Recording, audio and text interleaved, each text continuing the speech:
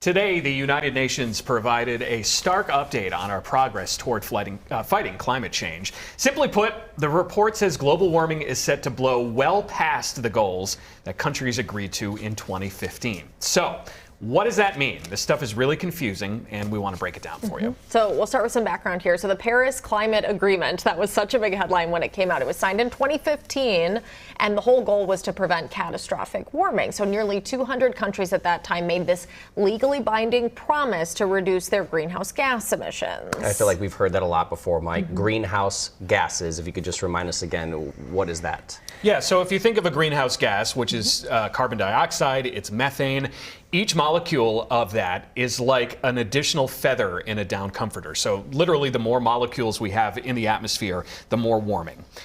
Human activity, like the burning of fossil fuels, has led to the highest level of greenhouse gases in the atmosphere in at least 800,000 years, and a rate of warming that NASA calls unprecedented in human history.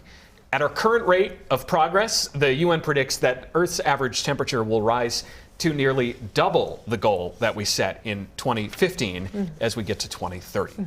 And even more disturbing math here, Mike. So even if every country slashed their emissions by 42% overnight, which we know is not likely. Right, impossible. The UN says there's still no guarantee that we'd limit warming enough to prevent the worst of natural disasters. So this message is like, it's coming. Yeah. And we have seen the intensity with weather events. We've even seen the trickle-down effects, things like insurance rates skyrocketing. We know that's partially from all of these extreme weather events, and it seems like we just have to brace for those, according to this report. Yeah, the reality is the UN found that not only did we not cut emissions, let alone 42%, emissions actually went up globally from the burning of coal, oil, and gas 1.2% last year. And yet we have proven that change is possible. Some positive news that came out today. In 2015, based on policies in place at the time, greenhouse gas emissions were projected to have increased 16% by 2030.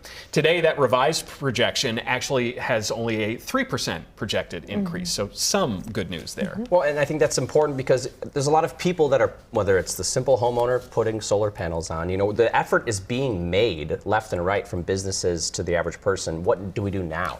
Yeah, it's being made, and yet also the science is clear. We have to try harder. This year, Earth got a taste of what the future could be like if we don't reverse what we have already done. A lot of severe weather events, extreme weather events, including drought, wildfire, and smoke. So one of the first things we really need to do is continue to prepare our homes and infrastructure for more extreme weather. It's coming, and it's already happening. More frequent extremes are likely as well. Energy is the main source of greenhouse gas emissions. It accounts for 86% of global CO2.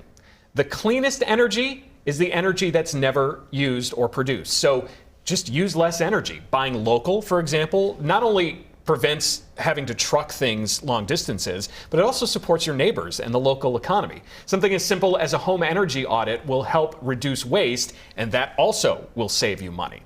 The Inflation Reduction Act, in fact, has about $400 billion spending on clean energy initiatives. Most importantly, this is the one thing to keep in mind. No individual caused climate change, and no individual is going to solve it alone. Transformative change really does need to happen at the government level, at the city level, at the state level, at the national level. And so if you're worried about it, this is your chance to let your voice be heard. All right. Yeah, eye-opening report and a lot of work to do. Thank you, Mike.